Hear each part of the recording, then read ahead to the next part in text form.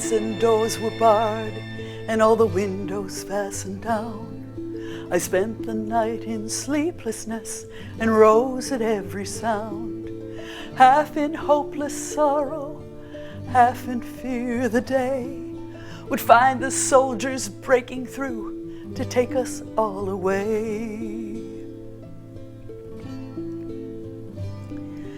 Just before the sunrise, I heard something at the wall. The gate began to rattle, and a voice began to call.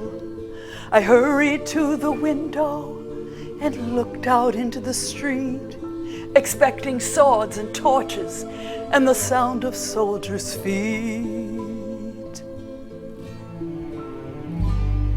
There was no one there but Mary, and so I went down to let her in. John stood there beside me as she told us where she'd been. She said, "They've moved him in the night, and none of us knows where. The stone's been rolled away, and now his body isn't there." We both ran toward the garden, then John ran on ahead. We found the stone in the empty tomb just the way that Mary said. But the winding sheet they wrapped him in was just an empty shell, and how or where they'd taken him was more than I could tell.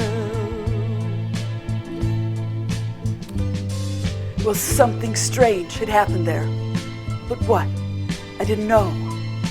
John believed a miracle, but I just turned to go.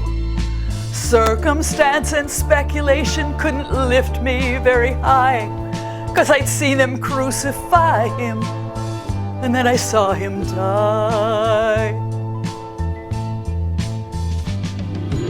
Back inside the house again, the guilt and anguish came.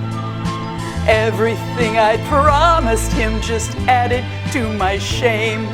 When it came to making choices, I denied I knew his name. And even if he was alive, wouldn't be the same. But suddenly the air was filled with a strange and sweet perfume. A light that came from everywhere drove shadows from the room.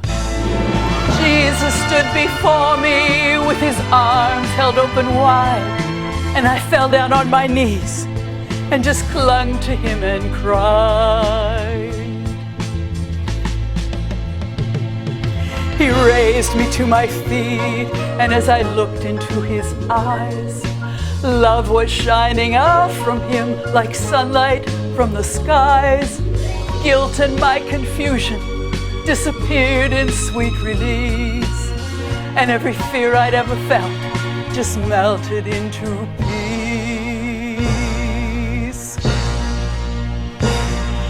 He's alive!